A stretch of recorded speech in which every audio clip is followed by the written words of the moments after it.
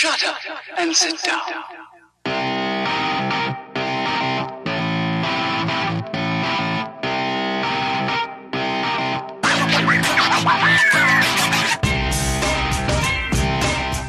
What's going on, guys? This is the MMA Complex. My name is Josh. And I'm James. And we are back. Brand new episode, brand new studio. In the works. Yeah. Yes, for the most part, it is going to be what it is. But we were add a little bit of stuff here and there. Yeah. But we're back. Finally, in person. Yeah. You know, just last week we did a Skype interview. Yeah. And we had Luis Mackay. Mackay, yeah. Which, correction, sorry, Luis, I pronounced your last name wrong. It's Mackay, Luis Mackay. Yeah, it happens. It happens. Great show last week. If you guys haven't caught up on any of our past shows, make sure you catch that. But this week we got a great show for you. We have Vanessa Campos, MMA, on-camera personality, model, athletic model. She's done cage side work, commentating work. She's on the show. She's new to the media side of things, and she's gonna talk a little bit about her experiences. We're gonna share some of ours, kind of swap stories, and then let you guys know a little bit about kind of like what it's like coming into. It's pretty much a manual, how to. Like the experience of an MMA media person. The experience, and especially for her in her first year of being an MMA media personality, and she's going a different direction than us, but you'll get to know everything about her and more. Also, we should let the people know about our show with Charles. Maybe it's online. Yes, we forgot to mention. Yes, we are also on the Believe Network. A sports network. It's a podcast network. We are on our friend Charles Yao's podcast, The Fight Game. That's on that network, the Believe Network. You can find it on iTunes, Spotify, everywhere. We talk fights. We talk some of our experiences, cultural experiences, but a little bit of everything. Just three guys getting together. Guys getting together to fight talk. It's called The Fight Game. It's on the Believe Network, but you can find it everywhere podcasts can be found because it's distributed everywhere. Yeah, if you guys type in Never Make Complex on iTunes, it'll pop up right away. Yeah. It's great. If you check on our Instagram, we shared a lot of the links to the Instagram. So that's our show for today, and then we're gonna get to Vanessa's interview shortly. But other than that, man, what's going on with you, man? I know we've been, this is our first time settling into the new studio. I just moved into the house, but all in all, everything's been good now. Yeah, I can't complain, man. Yeah, it's just working. Your girl got a tattoo over the weekend. Oh yeah, sure, Harry Potter tattoo. How did that go? She did really well. Well, right? From what you told me, right? Yeah, I'll show you a video because I have a video of her getting tattooed by Gino. Yeah. No reaction at all. Hey, do you have a picture of it? Because then we can upload it here and show people. Yeah. Yeah? Yeah, I have the picture. Okay. We'll post it up and we'll show you just right now. Right now. Okay, there. But yeah, that's cool. For me, just been kicking back. Just been getting this thing ready, getting this set up. Been working on getting the show set up, and we got fights this weekend. Yeah. COVID is full swing back in some states. I just gotta. Yeah, Never Complex is affected. COVID has finally entered our lives a little bit. Yeah. None of us are really infected, as far as we know. But someone that we know personally was. We knew at some point this just didn't happen. We met around the same. Yeah. But at this point, honestly, I'm over it. I'm not a COVID denier or anything like that. I get it's a serious thing that we need to take precautions and keep people safe. But it's inevitable. I think it's inevitable, especially at this point. It's a little I want to say it's overblown. Yeah, there's a lot of misinformation out there. Yeah, and you don't know what to believe or what not to believe. Like the numbers in terms of infection rates and death and all that. It's. I mean, who knows? I don't know, man. I'm with you, man, because people can make up numbers or people can. And we're seeing whole prisons get infected. Yeah, like how did that happen? One death, maybe. Yeah, the whole freaking place. Yeah, I don't know. Yeah, it's just. What were we gonna say? No, I was just gonna say that it's inevitable for us to get it, and I mean, like, are these numbers that they throw out? I don't really buy. Yeah, I don't either. I think I think the numbers they fluctuate obviously from state to state, and it could be construed to the state's favor and how they want to govern their state. I think with the California, we're a little bit more stricter than others. Our numbers are still kind of down, but they're kind of starting to crack down a little bit more. The craziest thing, the scariest thing I've seen recently is how the NBA players they're going to manage the NBA players in the NBA season. Have you heard of the rings? The rings, no. Okay, so as far as I know, it's mandatory. I don't know how they allowed this to go on and how the players are allowing this to go on. I think they're trying to push it as in their favor, but it's a ring, almost like a regular band ring, like almost like a wedding ring. But it monitors the person almost like a Fitbit. But if it monitors their house, so it can gauge their temperature levels, and it could let them, however they're monitored. I don't know who's monitoring it. Like if they have COVID, if they're developing any symptoms, like it somehow that ring detects, illnesses in their body. It's not bad, but if you look at, for me, it's more of it's scarier because they're testing it out on these athletes and they're testing it on people that have money. But the bigger picture is that if they're enforcing it and they're having people wear this, it's not necessarily an option. Eventually, I see if the panic of this COVID thing progresses and it keeps on going, they're going to push that on people, on us. Well, the reason why they're pushing on the players is because they're going to be playing. They're going to be playing. And I think that's the only reason why. Yes, for the safety of the other players. But I see. I'm a little bit more, I guess, conspiratorial. But I see the government looking at that, letting the test run on these NBA players, letting them kind of, we're tracking them, monitoring them, and then these states are going to be in panic mode for however long, and they're going to be like, hey, we got these more generic versions of these rings for the public, Gavin Newsom required everybody to wear one of these things, so we monitor who's going into Disneyland and who doesn't have COVID and who does have COVID, and then it'll sound some alarm that you can't go in because the ring. I think it's a good thing, no? So they can like separate the people with COVID versus the people without COVID. Yes, but it's also government oversight tracking. Oh, that's what you mean. They know where you're at. They know where you're what you're doing, what you got in your body. I mean, that's already been determined with cell phones. And then they obviously they have it with cell phones. Cell phones is one, but this one monitors. You're wearing it, and let's say they make it by like state requires it to, I don't know. It just seems bigger picture. I don't think it's going to happen because if people aren't wearing masks, they didn't be wearing the rings. No. Yeah, but you see like what Gavin's doing right now. He's cracking down on, and he's like, oh no, it's mandatory. If they're going to start cracking down on people not wearing masks in public places like restaurants and stuff. I doubt it.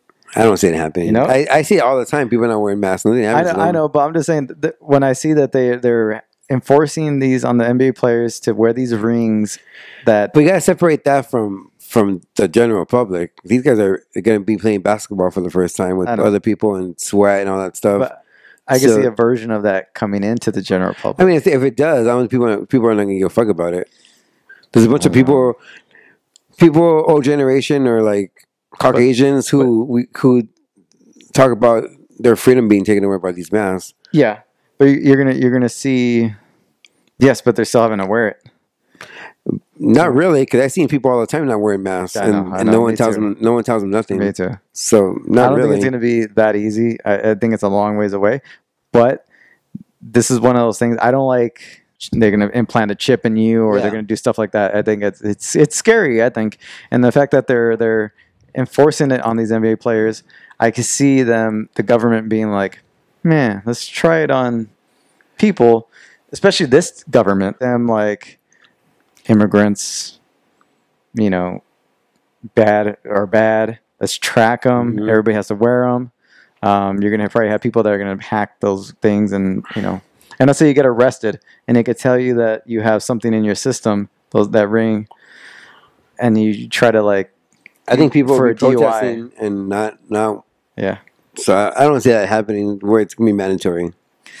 Yeah, I don't know. I think they'll find some loophole and catch Maybe. us and get us. You know, the UFC's planning on in case states shut down. You know, taking precautions for the next shutdown just in case, because a lot of these states are already talking about not opening back up. Disneyland is looking to not open back up at some, you know, when their planned time. But I don't know. You never know with these things.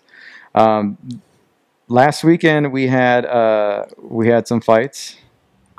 Cynthia Calvillo against Jessica Ai. The card overall was all right. Very lackluster. Very lackluster. You know, you had some decent fights on there, but for the most part, even the main event, a lot of people, this fight was heavily criticized as being not worthy of being a main event. Do you share that same? And I agree. Yeah. Yeah, I agree. But at the same time, especially in America, it's hard to get a stacked card because a lot of fighters are due fights.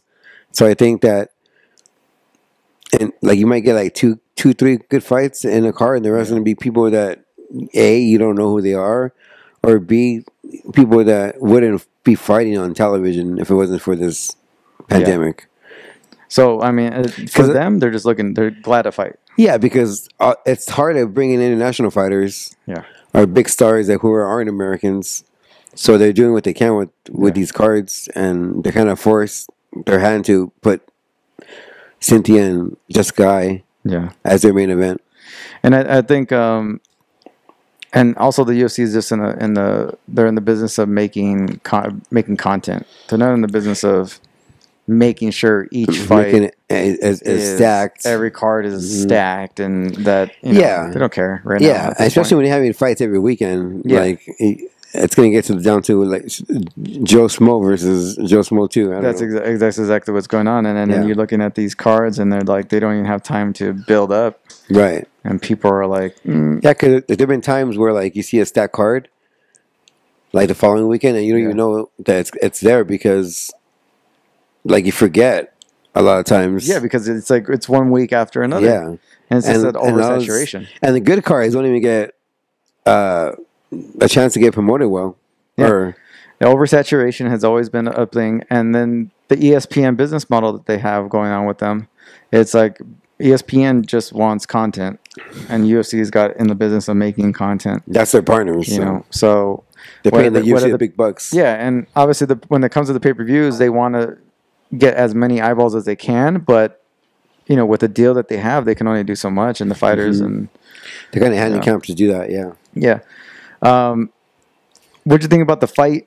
Cynthia Calvillo, anybody look good in this fight? I mean, I thought it was kind of lackluster. Like nobody. I mean, like you were hosting a party that day, so we were paying attention to the fights. Yeah, exactly. But with Cynthia, who now trains full time with AKA, like her wrestling looked okay. I mean, yeah, she beat a former opponent, Jessica Ai, a name, and did she look impressive?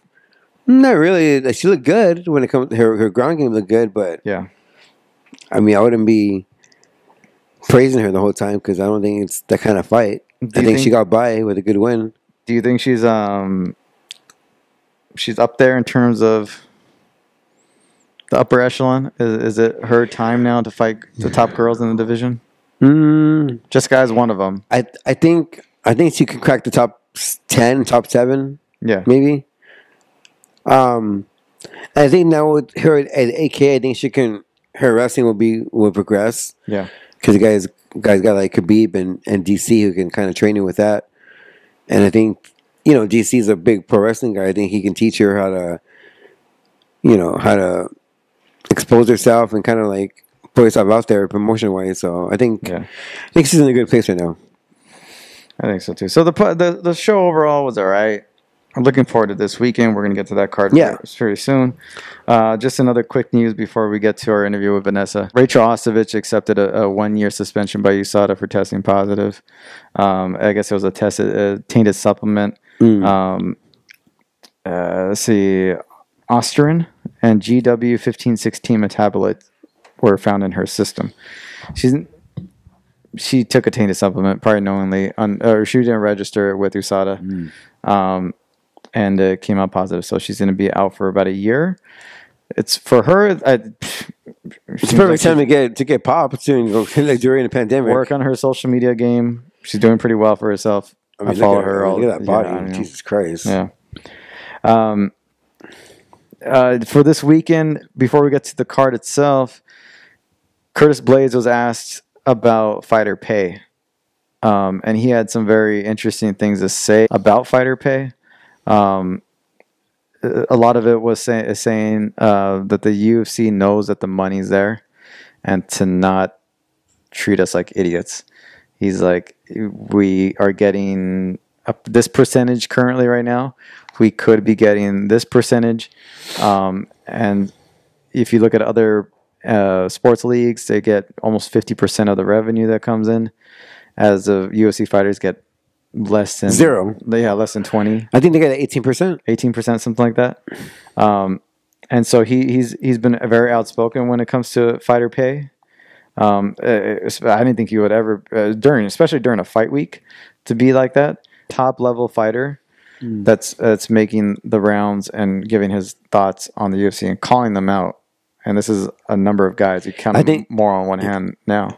I think Curtis Blaydes is a big fighter when it comes to hardcore. I think the casual fans would probably he's not Connor who he or is. Anything like that. But I think, I mean, yeah, it's a good thing, but I mean, this whole thing isn't realistic unless there's a union. Yeah, that's all. I mean, are you guys going to keep complaining and not do anything about it? Yeah. There has to be something to be done. But so they can say and talk about what they want, but unless they actually do something about it, things aren't going to change. And this is why the UFC does business, the way they do, is because they know they can get away with it, and they know that there's no union involved, and they know that they don't have any obstacles in front of them, so they can keep doing what they're doing to make money and treat these guys like circus employees. Yeah, definitely. So, I mean, I think unless this leads to some type of union or association or somebody that can speak on fighter pay and work and negotiate on their behalf, it's just all talk. It's just everybody looking to get their hand in the pot. And Dana White's going to come up with excuses all day because he's got them under contract, and and believe me, he has excuses to the end of time. Yeah.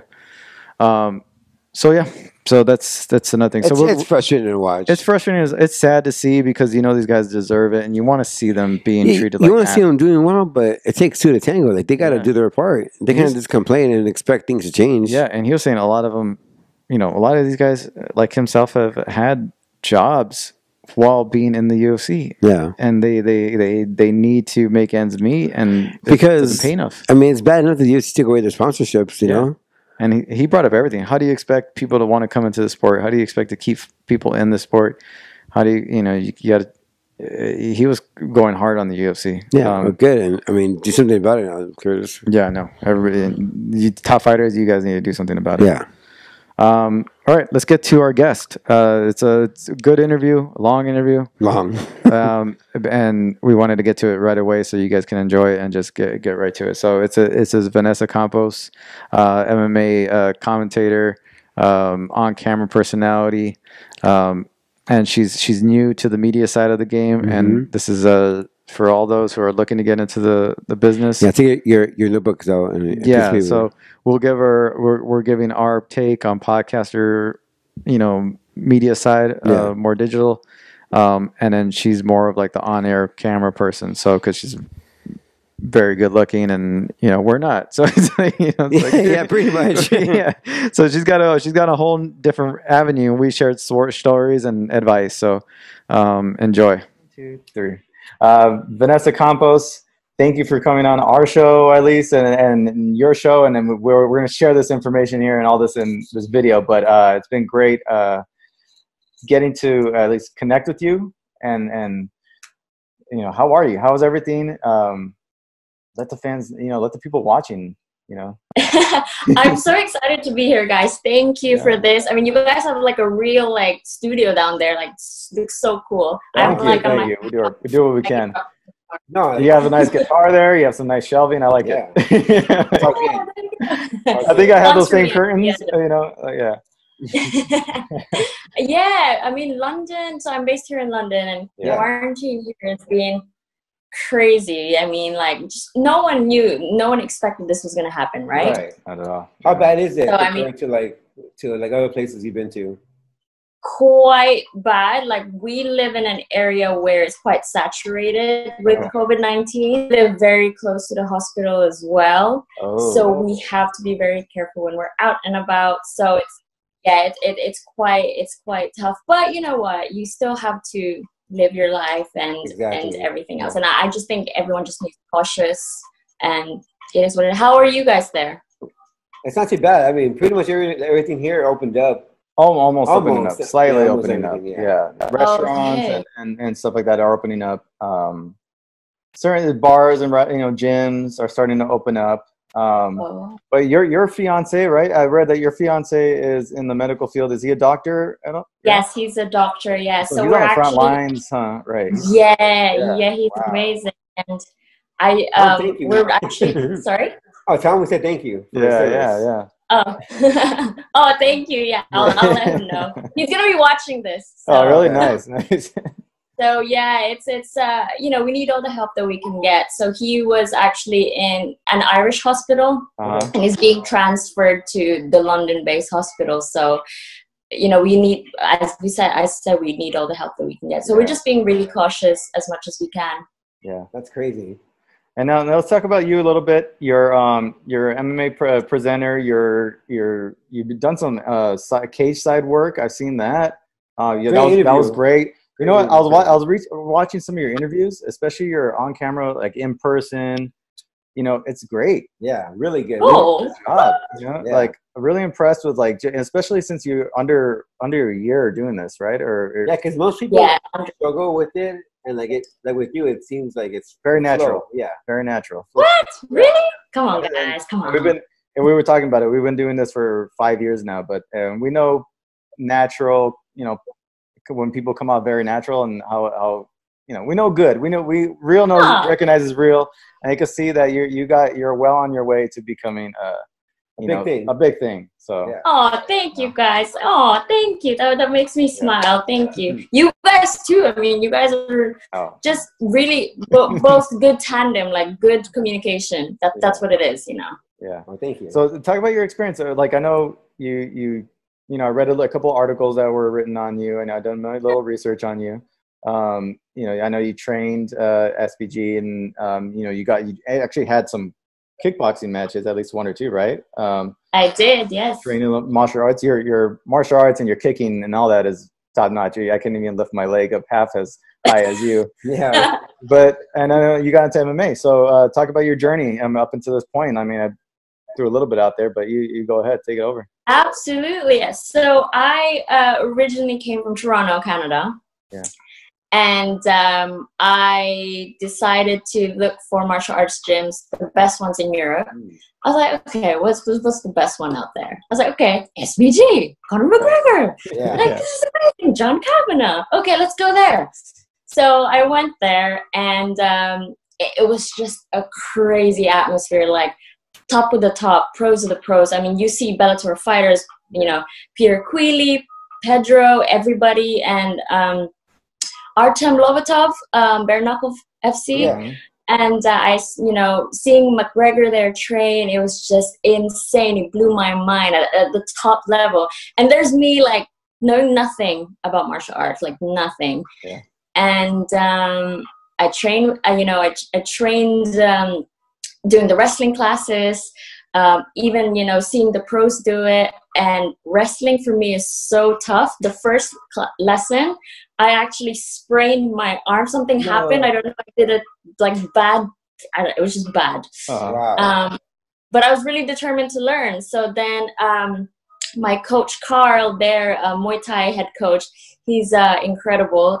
He taught me all the skills, how to kick, how to punch and everything. And then I fought a K1 bout in Belfast. And that's crazy. That's crazy. So how long before you fought? Like when you first walked into SBG?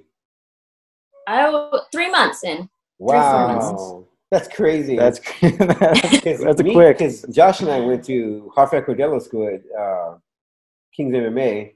Yeah. Wow. And I think the first 2 classes I was dying, man. It's crazy. I don't know how in 3 months you could be already fighting. Yeah. And we're in the car for like 20 minutes, scared out of our asses. Sorry? No, I was saying that Josh and I were in the parking lot before going into our first class, just scared out of our minds. And knowing that you just went there and 3 months later you're fighting. Yeah. It's crazy. Impressive. It's impressive.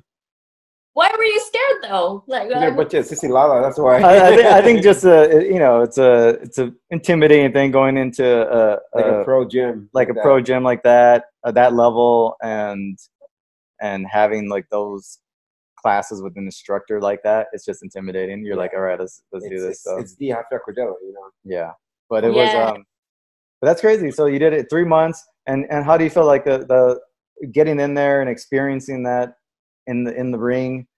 Was it nerve-wracking? Did it all just kind of go away and your skills just kicked in, or how did it go? It was crazy because I was supposed to be there as a presenter. So this is how it happened. I was just supposed to be there to start like interviewing fighters. And bear in mind, I haven't done presenting or anything yet. So it's just like beginning. And then my coach, Carl, was like, hey, there's a girl that dropped out. Do you want to fight? I was like, at the same show I'm supposed to be presenting? Oh, man. So I actually fought and was so crazy and nerve-wracking. And I actually had to interview my opponent after. Did you really? No way. Yeah. Yes. I have a clip of it too. Like, what did you tell her? Like, like tough luck, but what happened? Or exactly. I was like, so how is it kicking me? Like, how is it like beating me up? How is it? That's crazy. Wow. That must have been awkward. Yeah. Yeah, it was fun though. It was fun. Yeah, it was fun. I do want to fight again, but like, presenting, it seems to be my route. So, but the fighting spirit's still there. Yeah. Right. Okay. Oh no, go ahead. So in terms of the presenting part, I know you saw. I read that you also like Megan Levy, and it was something that you thought that you could actually do. And I just seen based on what I've seen of your work, I thought for sure you can do it. Mm-hmm. You've been doing it, or at least for this time being. And it's really great. So talk about getting the guts to actually start the work, start the grind, putting yourself on camera, being okay with that. Talk about all that experience for you and how did that come about for you? For sure, yeah, it was definitely super scary. I had like the old iPhone too back a few months ago. I didn't even change it. I think it was still iPhone 5. I don't even remember. Oh, wow. I didn't even know how to use a video camera. I didn't know anything. So I Googled it. I YouTubed it. I was like, okay, how do these bloggers? So how I started was, how do bloggers become so confident in the camera? So really, my point of view was taking a blogger type of presenting to the main screen. Mm-hmm. So when I did Bellator, Dublin and London media days, I would just bring my phone as like a vlogger kind of thing. So it wasn't even like a proper mic on mic. Right. So that's really how, and then I saw Megan Levy and I was like, nah, this girl takes it to the next level. She's queen. She's queen. Yeah. Wow, that's crazy. Yeah, because it's difficult to like get used to the whole camera thing. I know Josh and I kind of struggled with that in the beginning. It's like well, I mean, with you, like you're attractive, so I'm sure it's like nothing. But with me and Josh, we're a bunch of we have to like worry about like like how do we look on camera? Yeah. Oh my God. like with me, you add spice to the camera. Yeah. And how was it being there with other media members? Because I know going in as a media person, it's intimidating having those other people around you, especially the big that names. are a little bit more seasoned. Mm-hmm. So talk about that, your nerd. And so Pete Caro with MMA Fighting, I saw him there and I was like, oh my God, that's the famous guy. That's the guy with the podcast. And there's me, newbie, the only girl in the media side, by the way. Yeah. At this time, this was in SBG, and they were doing like a private media day for the upcoming Bellator London, I believe that was. Uh-huh. And Peter Gallagher was there, everybody was there. And then there's me. And then I had to like interview all these amazing fighters. I mean, I knew them by seeing them train. Yeah. And then when all these media guys come in, BBC Sports, and all these guys, they were like with these huge cameras, with the mics, like super like techie. And then there's me with the food, and I'm just like, that was us. So That's the first couple of years. Yeah, we went in there with a DSLR camera. We had a mic, like an audio recorder mic, because at one point when we first started the podcast, it was just pure audio. And then we knew that we wanted to transition into video and incorporate that into the show too, and have a website and look somewhat professional and get on our way to it. So I sympathize in terms of like going there for the first few times and seeing media people that are just the best, like, and feeling like you're unworthy, and like I'm just an imposter, you know what I mean? But it's I think that we all kind of start there, and you're right at that first year, and it takes getting used to, but it's absolutely. I think the more that you're improving, at least for us, the more we improve, always trying to improve, observing others around you and how they operate, ask questions. And just experimenting all the time and like trying different things, I think is because a lot of times those big time media guys are really friendly. Yeah, and we become friends with a lot of those guys. Yeah. So have you got interacting with other media people? How do you feel like the interactions have been? Have they been friendly? Have they been welcoming? Yeah, they've been absolutely great. They've been so helpful. There was Simon at BT Sport that I met. And it was like the first people that I met, the media scene. And he was just like, oh no, sit here. This is what you do. This is the best angle. And I was like, oh my God. Okay, cool. But like you guys, how do you guys get your like credentials? Like the two of you, right? Yeah. It's the two of us. I'll give you like a brief story. Right? Yeah. So Josh and I were the biggest fanboys ever. Like we would we go to all the fights. We go to all the fights. We go to the hotels. We would stalk the fighters. We'd be there for like 5 hours and wait for and so like became a we point would get the info where everybody's gonna be. Yeah, it got to the point. This is like years ago though. Yeah. So it got to the point where we started making friendships with these fighters, coaches, and so we started knowing people. So we started doing our own show, and we already had some contacts from the relationships that we built in the past. And so we had those people be our first guests, and from there we kind of built. And so we are now. And I think I when I came back, because I had an internship with the UFC, so I'd worked with them on their website, so I did that for a little bit. And the first day I came back, my first weekend back in LA, we started the podcast, and I was I don't want to I still want to be a part of the sport. Our whole main goal was to be a part of the sport in some way, somehow, some shape or form. I don't care what it is. Obviously, the ideal goal is to make it a living and do it professionally. But that was our whole thing, and we did our first episode, our first guests were just mainly contacts of like who we've met across the way and like friends, and that was it. And then we did what you do, and I think what is great about this sport is that a lot of these fighters are accessible, and if you reach out to them, a lot of times, they'll reach out back out to you. It's not like the NBA where you're trying to interview Kobe or like a big name with there's no how Johnson how they get an interview with those guys. You have to go through a PR. Yeah. Has it been like that for you? What's your experience interacting with fighters and getting guests on your projects or getting any of that? Yeah, no, they're super friendly and super good. You just have to work around their schedule. Yeah. Now that it's quarantine, there's not much to do for fighters. Yeah. So it's actually the best time for media to really go out there. Yeah, that's true. It is. That's what we thought when we first got quarantined. I'm like, this is a perfect time to really start doing what we want to do. And everybody's at home. Nobody's training really. So let's go after them. Let's get some people on here. Make it interesting. Let's experiment. Exactly. At some point, do you want to stick with fighting, or do you want to stick with doing your commentary? Or you want to do both the best worlds? Best of both worlds, I mean. It would be great to do best of both worlds, but you have to commit 100% to anything that you do, right, to become champion.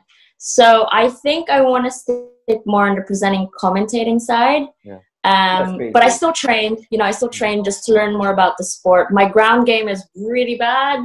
So like I need to learn more jiu-jitsu and wrestling, judo. So yeah, Fight Zone London that I train here in Fight Zone has been amazing. They're under the Checkmat BJJ here. Yeah, so we have some of those they're really, really, yeah. I'm even learning just about the history of jiu-jitsu. Like it was crazy, That's awesome. Now you're commentating. You did some cage work, some cage side work. How was that? How was that? Did you enjoy that? Is it? Yeah, that was actually so fun. So you're not on camera, right? You're just behind the scenes. You have this big, huge headphones. And bear in mind, the event that I did was with MCP Greece. This is in Greece. Mm-hmm. And I was the English commentator. And next to me were the Greek commentators. The fights and people chanting are all in Greek. I don't know any Greek. Oh, my God. So I was like, okay. What is happening? I just have to stick to the sport, what I know about the sport. And so, I'm like talking, and next to me is like the Greek commentators, and I'm like, I don't know what's happening, but I'm just gonna do what I see. Oh my God. It was fun. How did you get approached for that gig? How did that come about? Yeah, I met Tony Christodoulou, who was a previous UFC fighter, Greek fighter, and he was like, hey, I can't commentate for this now. Would you want to take over? And I was like, me commentate in Greek? I was like, I don't speak Greek. Yeah. But he was like, no, you're going to do the English version. I was like, okay, cool. I told them, look, I'm more of a stand-up fighter. So my ground game is, as I said, I'm still learning. So yeah, they were understandable. And it was just so much fun. Like I actually really enjoyed commentating. Yeah, that's crazy. Yeah, because Josh and I had an opportunity to judge fights at a Bellator. That was super fun. Yeah. The Bellator at one point, it was over here in San Jose in California. They did they invited media members, only a handful of us, to mock judge. To kind of mock judge. We sat next to judges. Before then, we took a class with John McCarthy. Took a class with Big John McCarthy. Yeah. Who went over rules and how to do everything, how to go, what to look for, and then they go. Yeah. Sorry, the connections. Okay, good. Connections. Okay. Yeah, it's like it went out real quick. Yeah. Okay. Yeah, and so that whole experience of mock judging, I thought that was great, and being cage side, it's a great experience. And I think when you're at an event and you're attending an event, and do you when you first go in, are you excited to be there? Like, is it like you're looking around at the rafters and the fights and people were there? Yeah. We do that. We I don't know. That's for me. I'm speaking for myself. I do. I enjoy it every time. I fanboy each and every time. Absolutely. Yeah. Like I can't sleep the night before. Like if I know I have an event to go to, a fight to report, commentate, whatever, I can't sleep the night before. Wow. And it's once you get there, it's like your heart pumps, right? Just like what you guys said, you fanboy. You just can't help it. This is what MMA does to people. It gets people excited. It gets people, tear down their emotion. It's a sport like no other. Yeah. Right. Now, I was curious, when you first went to the SPG gym, were you like fangirling so much inside that like you couldn't really train? Like you want to go over there and get autographs or pictures rather than train? Yeah, that was my first. It's like, but I was like, no, I must be professional. Be treated professional. Yeah, I was like, I must train there. It's so. And then, Blaine, he is a brave MMA fighter, actually, and he signed with Bellator now. He was my first sparring partner, and I see this guy and I'm like, okay, this guy's definitely like pro. But, I didn't know fighters then. I didn't know their names. I didn't really know. Right. And then we're sparring. And then I'm like, whoa, that kick really hurt. I was like, who is this guy? And then I figure out he's like a pro fighter. And I'm like, oh my God. Yeah. That's crazy. That's good. So, and you grew up in the Philippines. Now, talk to us about a little bit about your upbringing, like your childhood, your schooling. Like personally, I know it's a loaded question, but like just a little about your person, like your origin story. Yeah, your origin story. My origin story. I want to be like Moana kind of thing. My origin story. I'm an islander from Cebu, Philippines. It's a beautiful island. You guys should go visit. Look at me like selling it. The tourism. I hope so. That'll be nice. Especially after this quarantine happens. Yeah. A nice vacation like that would be nice. Yeah. Yeah, and I love it there. And we decided to move abroad because of my dad's job. And from there, what did your dad do? He's an engineer. Okay. Oh, nice. Hello. Yeah. So he works with Mitsubishi. So we travel around everywhere. He speaks fluent Japanese actually because Mitsubishi is a Japanese company. Yeah. I never learned any Japanese, so no. Toronto happened, and I actually studied architecture there. So complete shift. I studied architecture, and I was like, I prefer talking to people than making buildings. Yeah, right. I took a leap of faith, went to Europe, and that's what happened. That's crazy from like being an architect to like an MMA presenter. Like two different ends of the world right there. And you're also modeling too. Did the modeling come before? Were you modeling before younger, like at some point, or did this all happen around the same time? It all happened, pretty much. So I was scouted on Instagram, believe it or not. Nice. When I was doing my fighting, they were like, hey, we'd really like a fighter, fighter model kind of thing. Would you be interested? And they're my agency, Fort Models. I love them. They are my agent. They're great. And so they take on athletes that have like model-like features that really know the sport. Like, for example, if Nike wants a tennis player, they're going to get a tennis player who has that model physique. So, and that's what they do. And then that's great, rather than just getting a good looking guy with a six pack who doesn't know anything about tennis. Yeah. Right. Yeah. That makes sense. And then, and what about your boyfriend? How'd you guys meet? Or fiance. Fiance, sorry. Did you meet over there in the Philippines? Is that where you met him? Or No. So he studies medicine in Ireland. This is also why I moved. It wasn't just for, of course, martial arts and martial arts. He scored, man. The doctor, jeez, he scored. Say you love him for the rest of your life, you'd be good. Exactly, I'd be good. I just realized, like, we really need doctors. Like, yes, we do take them for granted for, like, sometimes fighters are like, oh, I don't want to get my concussion check. I don't want to get this. But at this time of pandemic, we need doctors. Oh, yeah. Definitely. Right? Yeah. Everybody doesn't want to see the doctor and doesn't want to get diagnosed with something. Until a pandemic happens, and then we can't wait to go see the doctor. I mean, even now it's become like the ghost, or like the people are scared of the doctor. Even now, it's true. Wait, what do you mean they're scared of doctors? Fighters, do you mean? Well, I think people don't like getting told that they have something wrong with them. You know how people are. I don't know. It's like like going to the dentist. People just don't like going to the dentist because they just don't want to deal with the pain. They don't brush their teeth. Yeah. You know what I mean? Or like the pain, or I don't like needles. You know what I mean? Yeah. Oh my God. And you guys, your love lives, how is that like merging into MMA life? Yeah, you know what? Yeah, well, I'm married with the baby. I have a 1.5-year-old son. That's so cute. And I'm boring. I only have a girlfriend. He's got a girlfriend. He's got a long-time girlfriend too. It's juggling. Well, at first it was like you got to coordinate with your significant other. You got to be like, hey, I got an event this weekend. I got to cover, and for a while there, past like maybe we've been doing this 5 years. I say 4 out of the 5 years, you had a very busy schedule. We had a very busy schedule. Yeah, so second and third year we got really busy. So for the first 4 years, I would say the schedule of fights and all that was very, it was busy. So we had a fight almost every month. Yeah. Past year or so, luckily, since my sons came in the picture, the fights in Southern California and around the surrounding areas have kind of like, you know, they've been a little bit more manageable. You know, I guess it's not that good, but you know, it's all right, no, good. That's really good.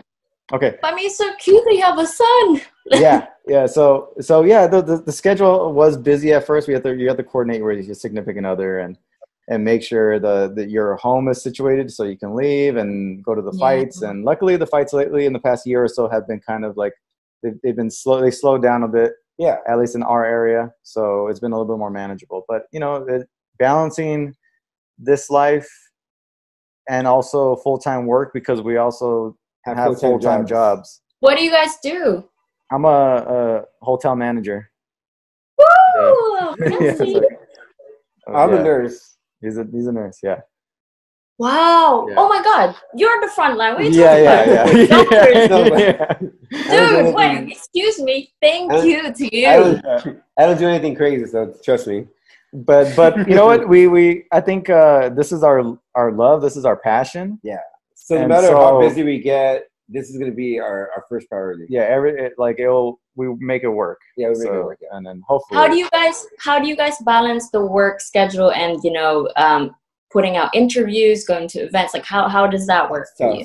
It's a lot of communication, planning, knowing each other's schedule for the week. Yeah. Like we check with each other's schedule like every week. Yeah, it's weekly. Like, oh, are you busy this day? Hey, what's your week look like? What you got going on? That's so cute. Yeah. It helps, and it's nice in a lot of ways because we can, if somebody has something going on, because I moved to a new place, so that whole week I could not do anything. So, and I had to let him know that, and then, coordinate that with the show. And yeah. So it's a struggle, but, how are you finding it? How are you finding struggling your home life and your love life? Obviously we're in COVID now, but your home life, your love life, and, your career ambition, like is it, and these fights and interviews and all that. How was it managing that for you? Yeah, for sure. So it's a bit different because, we're freelancers, as you know, you're a freelancer, I'm a freelancer. So it really depends on where things go and where, I'm London based, so there's not always fights all the time. Yeah.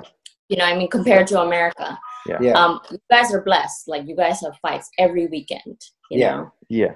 I mean, we have Cage Warriors here, Brave MMA's only sometimes once a year come here.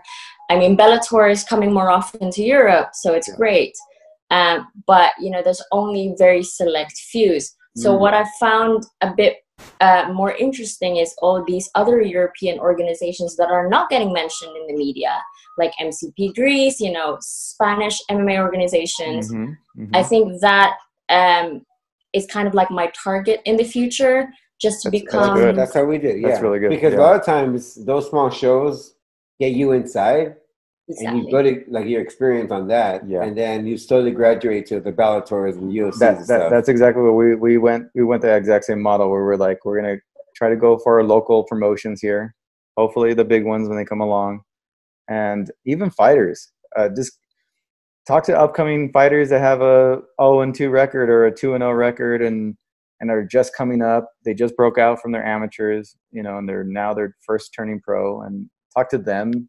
And we've actually had the fortunate, to talk to a few people that have done, big things and have gone on their way to, like the UFC and stuff, like UFC and Bellator and stuff like that. So it's nice talking to those people when they're barely at the ground level. And then with us too, like we didn't just stick with MMA. We did boxing, we did kickboxing, That's another good thing. I don't know if you ever considered that. We covered jiu-jitsu competitions, kickboxing competitions, because it's mixed martial arts. So you can talk to those fighters because there's elements of those in the sport. That's true.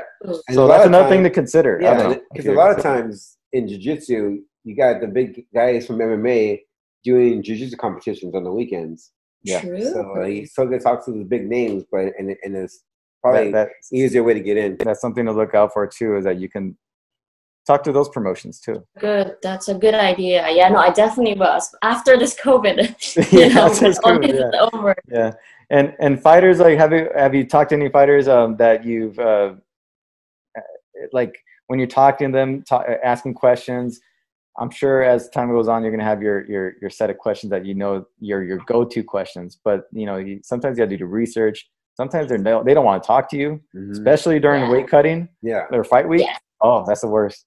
So, That's the what are your experiences talking with fighters, and who are some of your favorites? Who are the I'm not sure that you're not going to mention the ones that you don't like, but no, I love them all. They're all great. I've had very various experiences through these fighters.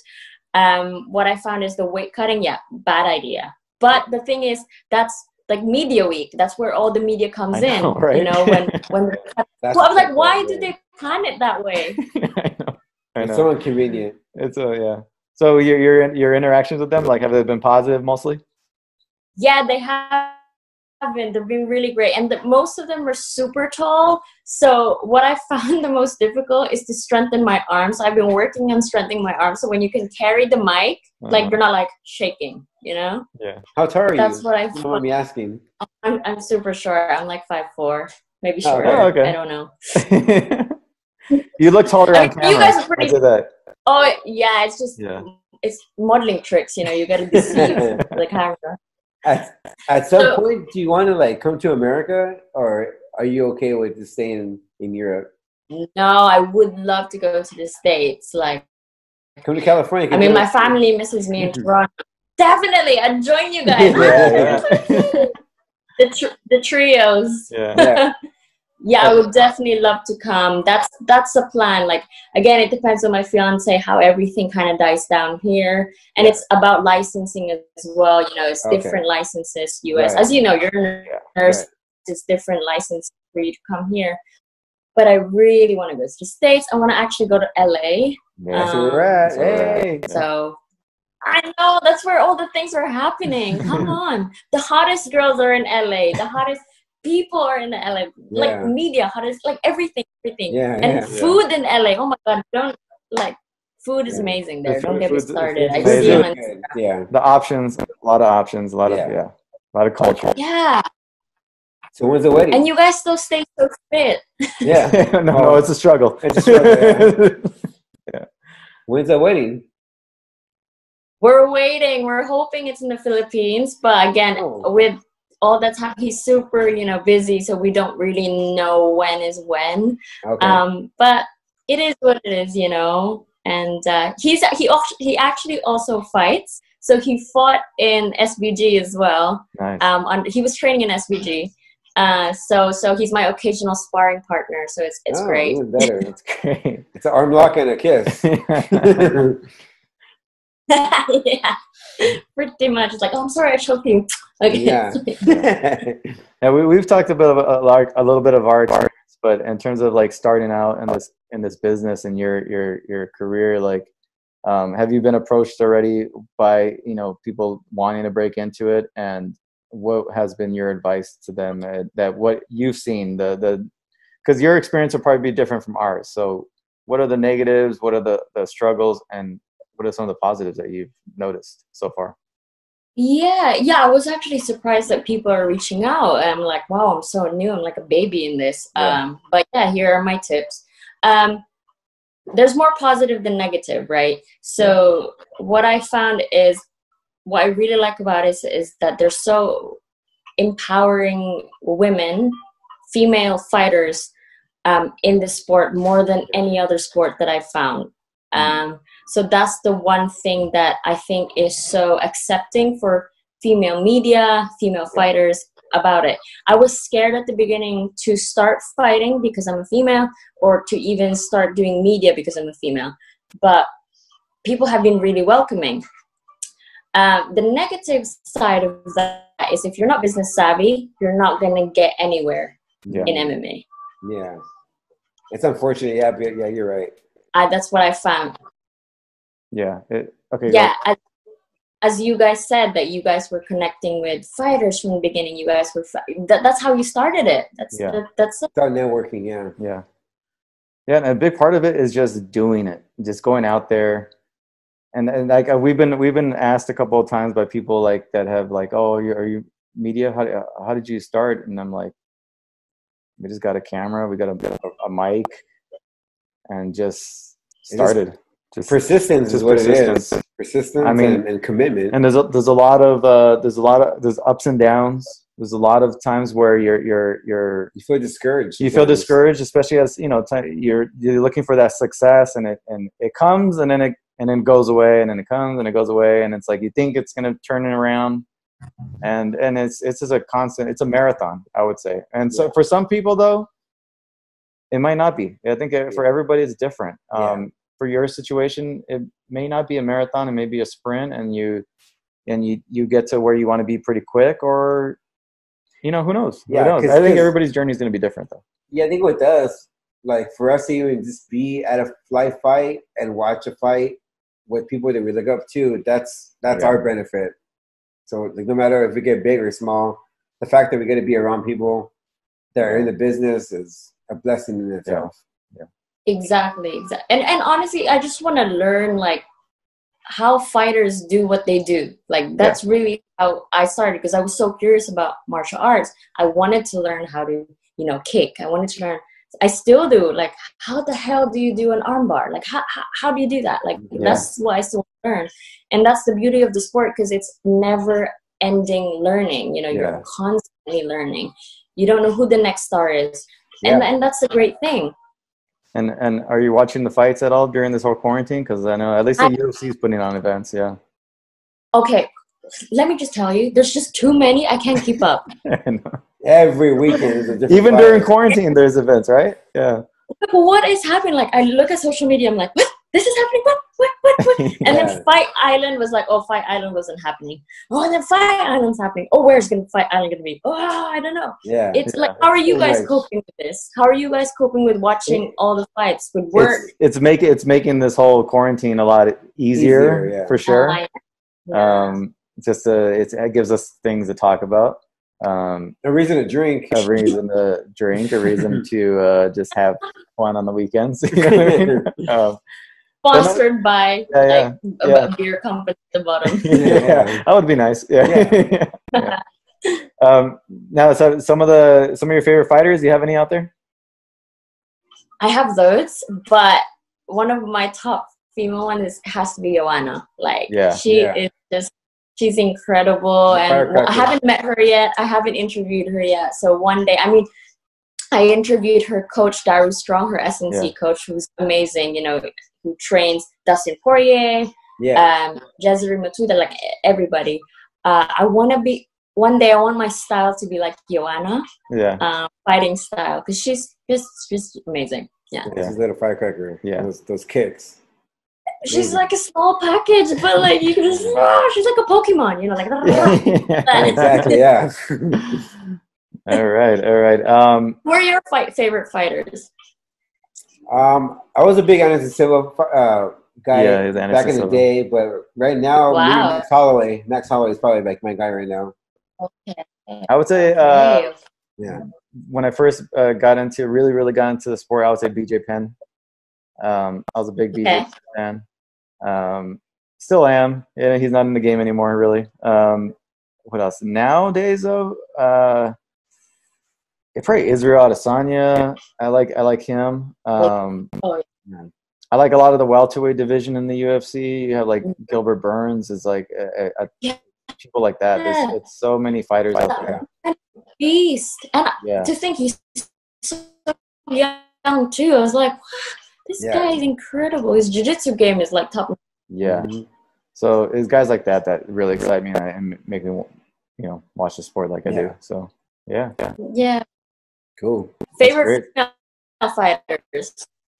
Favorite female fighter? I would go with. Yeah, you didn't mention a female. Yeah, who's a female? That's tough. Well, we're really big buds with Ilima McFarlane from Bellator. Yeah, she's a good friend of ours. So yeah, I say Ilima. And she's great. So I would say Ilima because as a person she's great, and as a fighter she's great. So I would say Ilima. Yeah, she's cool. Yeah, as a female, I like Valentina Shevchenko. That's great. She's fantastic. Who else? Who's good? Amanda Ribas is new to the UFC. I thought she's pretty good. She's fighting Paige next month. Oh yeah, I thought that's a good one. She's a good fighter. That would be interesting. Did you ever get Antonina and Valentino confused at the beginning?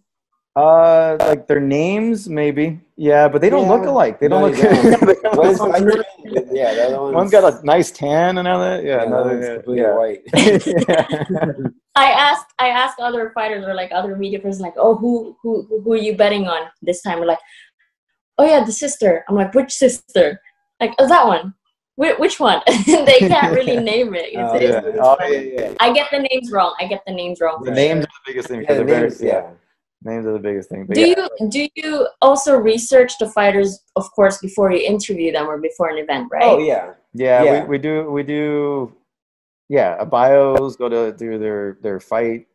Read articles, Wikipedias, watch some interviews on them. Interviews, yeah, and sometimes with those newbie fighters, there's not a lot out there, so you kind of have to. Yeah. Basic of the basic questions. Yeah, you have to have a foundation of basic questions that you kind of want to get to know a person.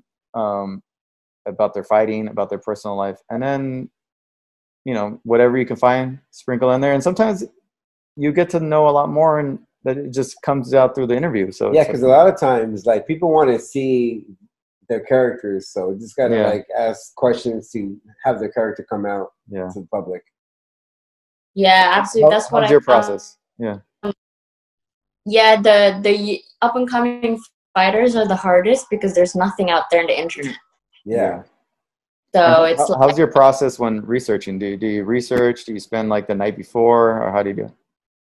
Yeah, exactly. It depends on like how many there are in the card, right? Yeah. So yeah, it's usually a few days before, figure out who's main card and all that, and then the fighters that are usually in the prelims, early prelims, they don't really have data. So that's where I'm still struggling how to make questions around that, actually, to tell you the truth. So yeah, I've seen what I've done, or we've done, is that we find what we can find, get information we can find on them, and then we look at how, depending on who the person is and maybe their fighting style or their discipline, you can kind of look at other interviews from other people and kind of gauge on how to approach a fighter like that. Like if it's a jiu-jitsu person, what the questions you kind of should be gearing towards, or what you should be really asking. That's what we found. Yeah, that's a good tip. That's a good tip. You guys should do mentor, like you should mentor a Zoom class of like all these people. Seminar. I feel like we've had so much trial and error in this thing. We've had some pretty bad ones where fighters kind of walk away from us. It's too bad. There's been a lot of trial and error, even just technically, like with technology, because technology never works for you. It's almost always working against you. And absolutely, and researching what's the most affordable, best equipment to buy, to use, what's necessary, what's not. Have you done a lot of that? Like in terms of your outlets, have you considered? I don't know if you're doing podcasts. I've seen you do interviews on Instagram, and you putting out like almost whole interviews on Instagram. I've seen with Royce Gracie, Luis Mackay on there, who. Honestly, it wasn't for your interview. I pronounced her last name correctly. You did. I saw that. I know. We didn't pronounce it correctly. We didn't pronounce it correctly when we talked to her. And that's another challenge when you're talking to fighters. Our last names. Is figuring out how to pronounce their names, and it's best to ask. It's his best always ask. Absolutely. I'm just gonna tell the truth. I Googled the names, and I'm gonna ask Google how to say the names. That's a good idea. That's a good tip right there. Yeah. That's awesome. Do it. It's great. Let's go on YouTube and try to see how other people pronounce their names. Like if it's a. Oh, that's smart too, but that's gonna take a long time. That takes a long time. Yeah, that takes a long time. That takes a long time. But yeah. And other you're out, like, I don't know if you have a podcast, or do you have a YouTube channel that you're focusing on?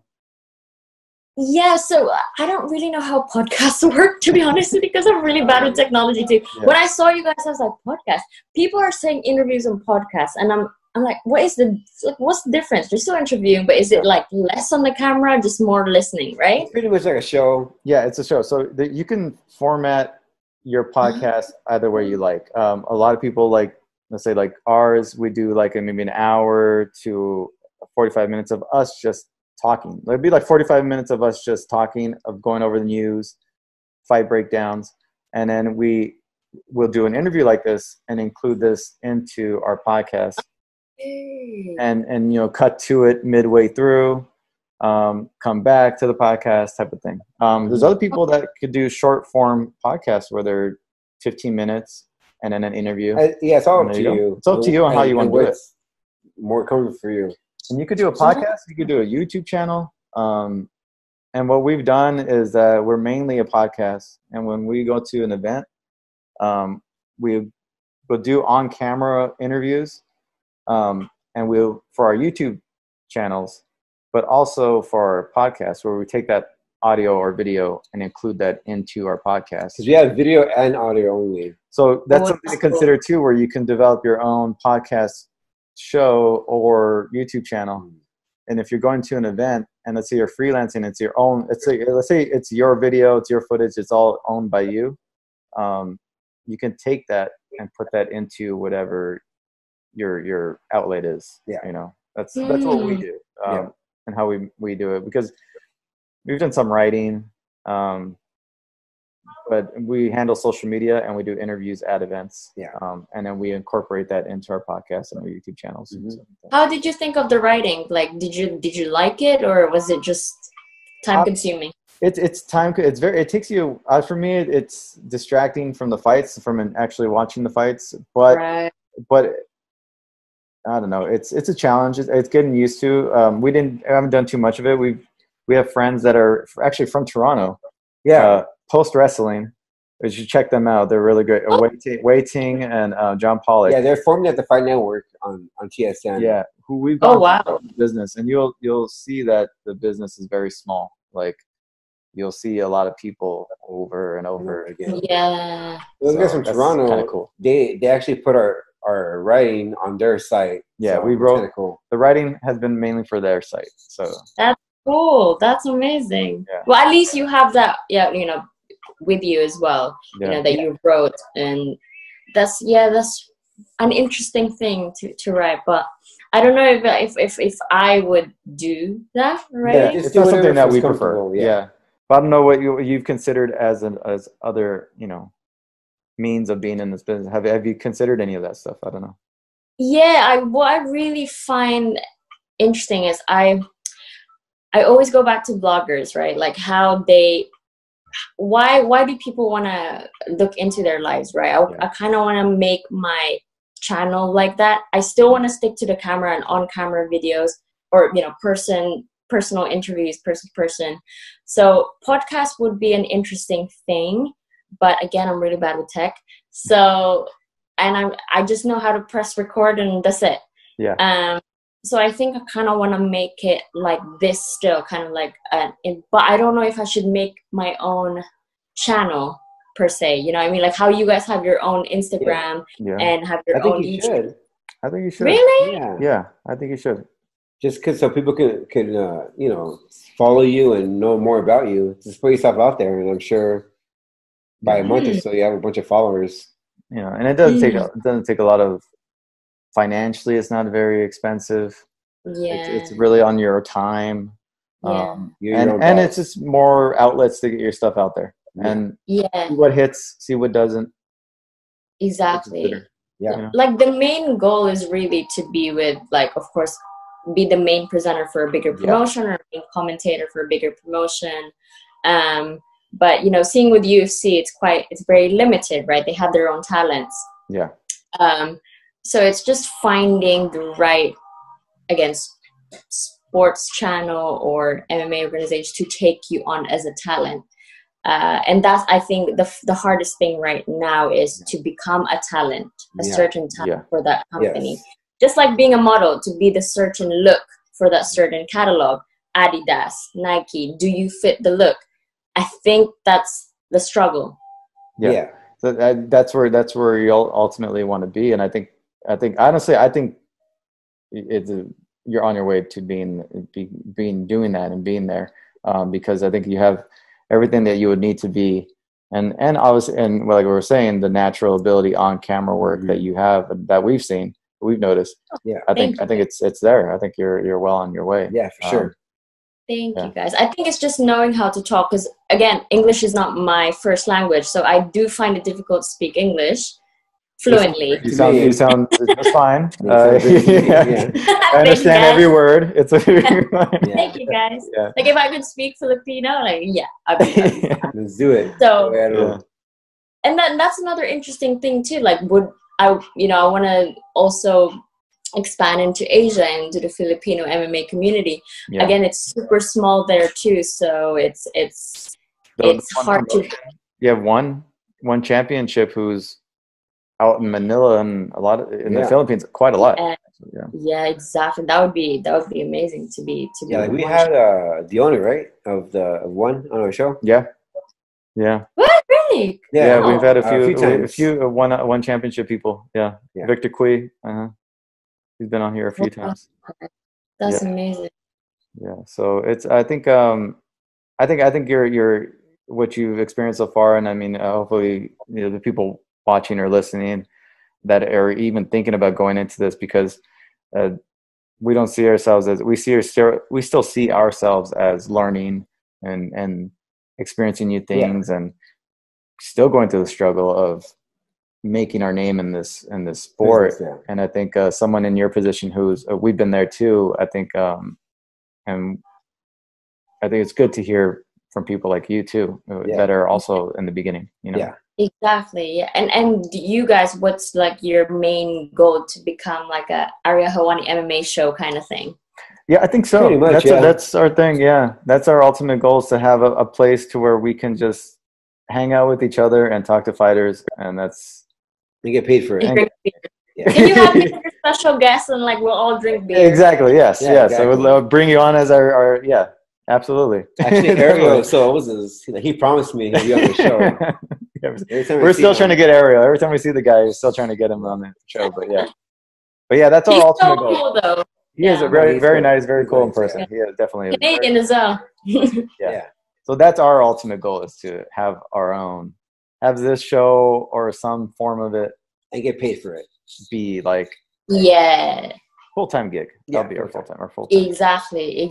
Definitely. I think payment and in the media as well. I think that's an important topic as well. Like, as people know who's watching this, like a lot of these things at the beginning you start for free. Mm-hmm. Yeah. Mm-hmm.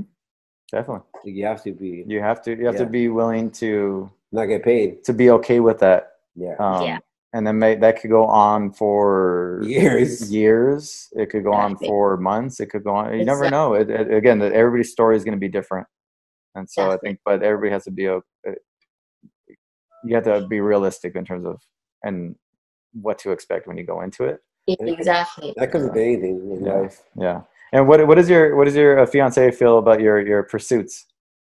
He loves it, because he gets to watch the the live fights at times, depending on the media, if it's too crowded. You bring it with you, right? Yeah. Yeah, I bring it with me. But he talks like the doctor that he is, so he's like his femur is gonna break or whatever. I'm just like, what the fuck does that mean? Yeah. Enjoy the fights. Has he considered being the on-site physician? Is that something he's ever considered? He actually is, yeah. So he spoke to the SBG's doctor. He's an emergency physician, and my fiance was like, "Oh my god, I'd be so interested in doing that." So actually, he is looking into it. That'd be amazing. Then we could just both work in the fight. So that would be be a camera guy. He could be holding the camera for you. Exactly. He's out there saving lives. Yeah. Yeah. Does he offer you any advice of any words of encouragement when you're deciding what? Sorry, you broke up. Okay. Has he offered any advice and any words of encouragement while you're pursuing this? Has he been like, "Oh no, keep going"? Absolutely, yeah. No, he's been really great at supporting me to keep going. And there are times, as you said, there's always ups and downs with everything, right? Yeah. There's fights that you're supposed to go report, but then something happens, life happens. Yeah, we've had that before. As we all know, like quarantine. Did we all know quarantine was going to happen? Let me tell you. No, yeah, I was supposed to be reporting at an event, and it's like, whew, done. Yeah. So there goes. We've had almost anything and everything happen already to us. Like you go to an event, and then the batteries aren't charged in the camera, or you forget something at home, or something. Like there's always something.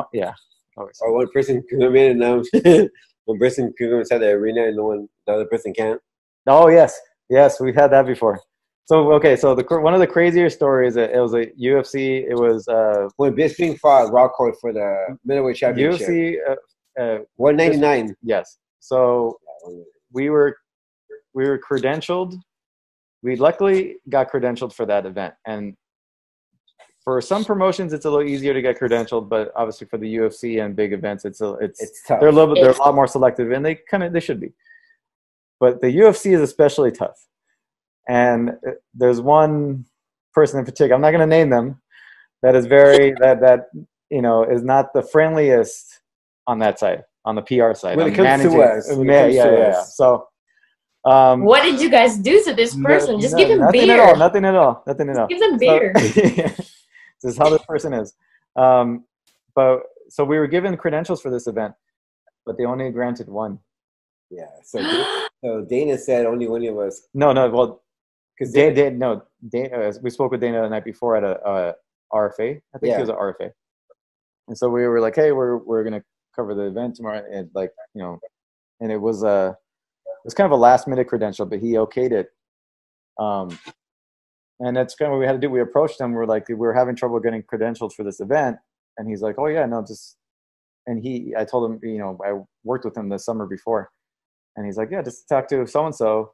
You'll get in." I'm like, "Okay, it's not that easy." I'm going to tell him that Dana White said to go and you're in. But that's what we said. We told him. We said Dana White gave us the okay. So eventually we got the green light, gave us credentials. But then this other person decided that they were only going to give us one credential. So what we did was we flipped the coin in the parking lot. Well, a cop that was working the event. A police officer, in the working the event was like, and we were like, "Hey, do you mind flipping this coin for us? Because I don't want to be the one, because someone's gonna have to go in and someone's gonna have to stay out." And then he won the coin toss and he won it. Oh my God! And then I don't know if you're familiar with it. So it was a big event. It was when was it Brock Lesnar?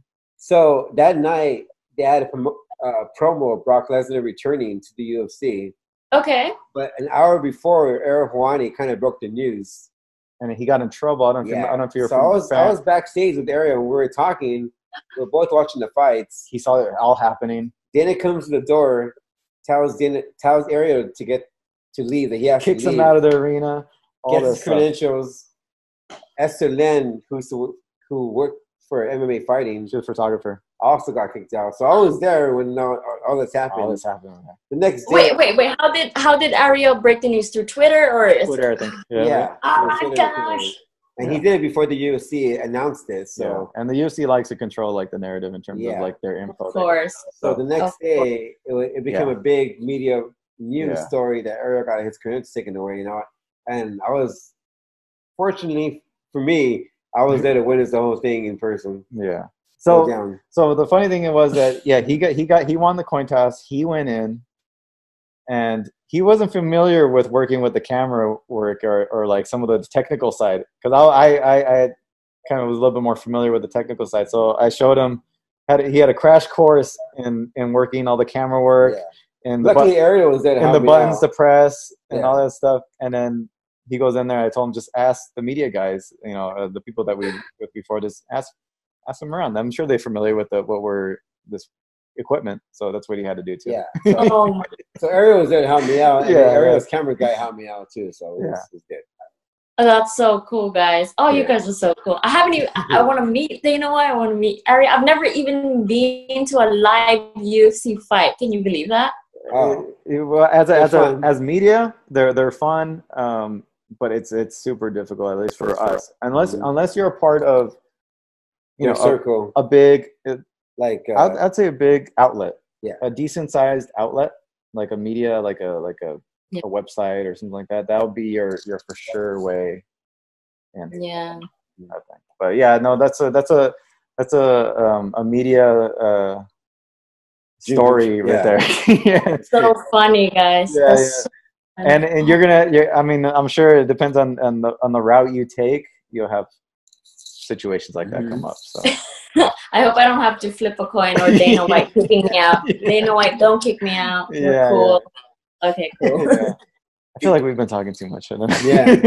No, I want to learn about it. It's a two-way conversation. It's okay. Okay. All right. And like you guys are like mentors. You know, you're teaching me about the ways.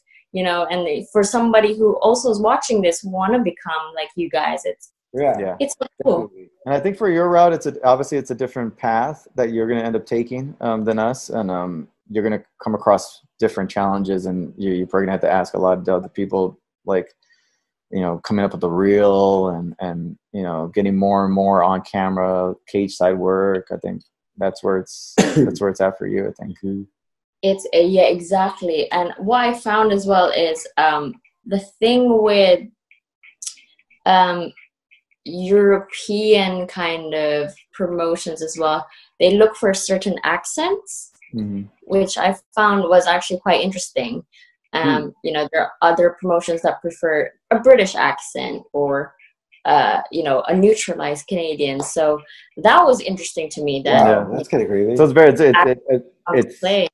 it'll be hard for like someone with a more of an ethnic background like yourself or us or whatever, like to have to, you know, where English isn't the first language or you're not from that particular area to break in. Exactly. And that's the thing that's a struggle that I think some people watching, like maybe that they're barely breaking into it, may not consider as an obstacle. Exactly. It's definitely an eye opener. You know, I didn't know that it was gonna take effect, but you know, it is what it is. So it's just I guess it's just another struggle. It's another part of the journey that a hurdle that does make you stronger, I guess, and more knowledgeable about what to, you know, exactly you pass on all this knowledge to other people. Right. For sure, and it's just the way you think of life, right? Just you know, fighters are so mentally strong already, so you just kind of have to think the way they think as well. You know, they go through so many struggles, you know, in the gym, sparring, everything, weight cutting, can't even imagine that, you know. So it's just how you take on life, really. And what's your prediction for how events are going to go on forward? Like, especially with media, like for us, it's like, or yourself, it's going to be a little bit of a challenge to going forward now. Absolutely. I think nowadays, what I predict, there's more Zoom interviews that's going to happen. And we need to embrace Zoom now. And for those media outlets that are not yet, and you know, they're quite traditional, I think they need to get on Zoom meetings. Before, actually, when I started it as well, it was mainly Skype. Back in the day when people were using Skype. We still kind of use Skype every Skype is great. Skype is free. Skype is great. Free is good. Which maybe another reason. Well, the events are down, to consider a YouTube channel or podcast for yourself. I think people can go. It's another.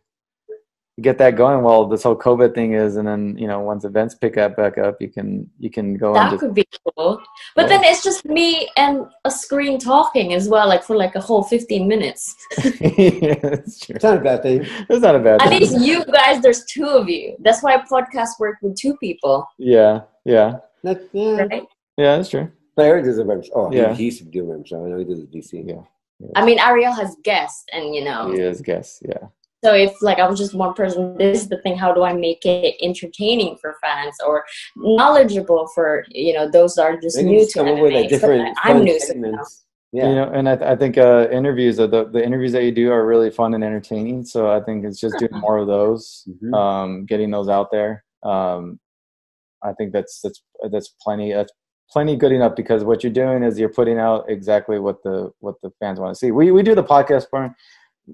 part of podcast, so people may not necessarily always want to listen to what we have to say or care that much about what's going on in MMA. They just want to listen to what whoever the guest is and what they want to say, or maybe they. So you're giving them the dessert is basically what you're saying. So you could think of it that way. You're giving them just dessert. And then just dessert. Here you go, guys. Yeah, here you go. No entrees, no other sides, like we do. Just straight sugar. Yeah. There you go. Yeah. Oh my God, sorry. No, go ahead. How did you find that's what the fans wanted? That's what they were telling you, or like just the ratings and the views? Oh yeah, it's the views. You see how when numbers go up or down, or when depending on who's on, the numbers will go up, or it's stuff like that. Who we're able to get on the show. Because you separate our interview with the show. Like we have the whole show format on YouTube, but then we also take away just the interview part. And we've noticed that people watch the interview part more than the whole show. Yeah, and obviously that's it's kind of common sense stuff. Yeah. It's like I know they're gonna want to listen and to be interested in who the person is and watch the interview more so than the rest of the show. But the rest of the show is part of what we do, and gives our ability to kind of MMA. And surprisingly, our most viewed interviews are jiu-jitsu guys from the jiu-jitsu world. That's another thing. No way. Yeah, community. More than MMA fighters. MMA community is not necessarily. I mean, I know it's a very viral kind of sport, but the jiu-jitsu community, I give them credit. They really support their people by watching videos and interviews and stuff like that. I'm telling you, in the thousands. Yeah. So jiu-jitsu, I would say jiu-jitsu is if you I don't know, immerse yourself in jiu-jitsu in that world, you can develop a decent fan base, I think. Yeah. Wow, I didn't even think of that well. Yeah. Oh. So that's what we noticed. But we like all sports. We talk to everybody and anybody and everybody. So it's media people like yourself, fighters, kickboxers, boxers, jiu-jitsu guys. Because we like to talk to everybody. We like to we won't limit ourselves and all that. But it's also find your niche. Find where you want to go. Exactly. I kind of want to be like a Megan O'Leary, of course, an Asian Megan O'Leary, but like an Asian Oprah at the same time. I like that. Awesome. I like that. Better. Awesome. There you go. You'll be the go-to, where people just want to come on your show. I think you'll be the Asian Oprah-ish female Era Hawani. There you go. Or Megan O'Leary. Right? That would be great. And we can talk about fun things, nothing scandalous, and just fun. I just want to get to know you. You can do things that you like do segments on fashion and do segments on whatever you like, plus mix in MMA. Especially when you talk to the female fighters or even the male fighters, because I like looking at a lot of the European fighters. Their style is just way better than American fighters. They're really? They're always in tracksuits, or they're always in cool vests, or they are they dress really well. Or it matches their car. I don't know. It just I don't know. It's just all this. They just look more stylish. And American fighters, a lot of them are more blue collar, working, rugged, I don't know. T-shirt wearing people. Yeah. Whereas that was believe it or not, the first time I met Royce Gracie in Bellator London. Of course, everybody knew who Royce was, and everyone was asking questions about these important UFC one, all these things, legend. The first thing I asked him, and he'll never forget this, and that's why, he's amazing. And I asked him, how did you get your skin so clear? Because I want to know how to get my skin clear. Oh wow, that's funny. And what did he say? He was just honey. That was it. Oh my god, that's funny. So as we said, bring in fashion, skincare, just all the things. Yeah, it doesn't have to be just fighting. It could be whatever you like mixed in with fighting. You want them to be comfortable like you would want to be comfortable, I think, and enjoy and have a good time. Sure. Yeah, for sure, exactly. All right, it's been really a pleasure. Talking with you and getting to know you. I would definitely we'll definitely want to have you on again, break down some fights, have some fight talk and all that. Yeah. Let people know where you are on social media and where they can find you and all that. Yeah, so guys, check out Miss Estevan. It's my Instagram. I just started it, so sorry if there's not a lot of content, but I am working on it. And you guys have inspired me to start like a YouTube channel and stuff, so that would be really cool too. Yeah. Oh, thank you. It's great.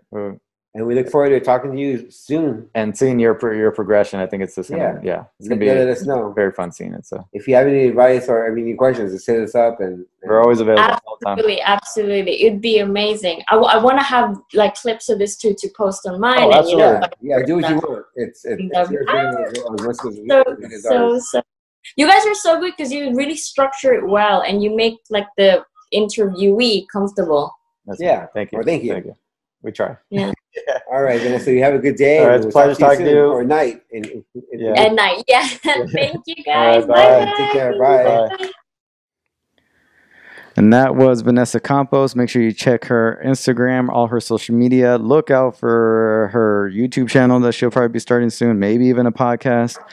Because I don't know, this whole COVID thing is shutting everything down. So we got to innovate. So I think someone with her skills and her personality, her looks, I think she'll be fine. But she seems like a hard worker and looking to, absorb all as much information she can. And we were in the same boat. Yeah. Just learning on the fly and yeah, like we had no mentors. We kind of just did everything. Yeah. And we never really had to give our we've shared information with people, but we've never had to. No one's ever asked us too much about advice because we actually came up with a lot of people that are still doing it now. So it's nice to be able to be like an OG. Yeah, a little bit, right? Yeah, I think so. And to share our stories because the many people that we see them all the time. Yeah, and there's a lot. The past 5 years we've seen the same guys. And there's some people that are new that maybe have different backgrounds and they know a little bit more than us, or I don't know what, but we've been in it for 5 years now. Yeah. And it's crazy because it's been 5 years, but you get those medium guys, like the ESPN guys who don't know who we are still after 5 years. Yeah, or you don't know our names, don't even bother to say hi. Yeah, that's another thing. She's in it. We didn't even talk about that. We didn't even talk about egos. Yeah, egos is a big thing, and that comes with athletes and media members. Yeah, and people working in the promotion that think they're on this pedestal. Yeah, and you're going to run into those people, and then you're going to run into. I think the worst are the media members who put themselves on a big pedestal, but they're nothing. Yeah, or just anybody. You could do the fighters, you could do promoters or PR people or whoever that just think they're shit down. Like, why can't you just be nice? Like, be a nice human being. Yeah, and just be nice to anyone, whether it be a rookie or a veteran. Yeah, you treat people with respect and be nice. I mean, how about that? Like, how can you do that? That's going to be a thing that I think any media person going into it is going to experience, and they're going to experience these people that just don't give a shit about you. Like, I'm sorry, but like, if we ever get big, I'm not going to change. No, I hope not. No, I don't think so. I mean, no, it's no reason to. Because with like even because I've been there before. And how we are with her, she's new to the game, but she's taking a different path, but we can at least. Yeah, and we can at least give her some information and what to do. And it's crazy. Yeah. So people are people, and you're going to come across many personalities. And the MMA community is small. Very, on all levels. Yeah. So there's a lot of good people, though.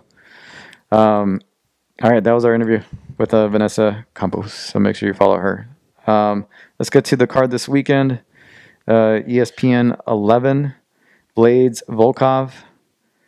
You have Bobby Green on the card versus Clay Guida. You have Tisha Torres on the card. You have Courtney Casey on the card. You have Frank Camacho on the card. Lauren Murphy on the card. Main card, you have Jim Miller versus Roosevelt Roberts. You have Lyman Good versus Bella Muhammad. You have Raquel Pennington versus Marianne Renault. And Shane Burgos versus Josh Emmett is your co-main event. In the main event, you have Curtis Blaydes versus Alexander Volkov. First off, before we do our picks, what do you think this does more for these fighters if they were to win? Who gets more of a bump up? I would say Volkov, no? Oh, definitely Volkov, yeah. Because Curtis Blaydes has been... He's been in a row? By like Francis Ngannou twice in a row, so it's kind of hard to get over that. I think he's also covered more. Yeah. So I think Volkov gets his what's the word I'm thinking about? You know, like when he gets the rub more. The rub, you know. Yeah. Yeah, I think he gets pushed up. Yeah, definitely. Yeah, if Curtis Blaydes wins, I don't think he moves. No, it doesn't move his needle up. No, just because not a lot of people know who Volkov is. Yeah. That being said, who do you think wins? I think Curtis Blaydes wins. I think so too. Yeah. I think his mindset. He's lost twice in Ngannou. Those are embarrassing losses. But he's improved. Improved tremendously, and he's been more aggressive each and every his time. Wrestling is just like Wrestling's great for being a heavyweight and just aggressive wrestler. Awesome. He's an awesome wrestler. Yeah. Big guy, light on his feet. Yeah, it's going to be tough for Volkov, who I think is still a talented fighter. Yeah.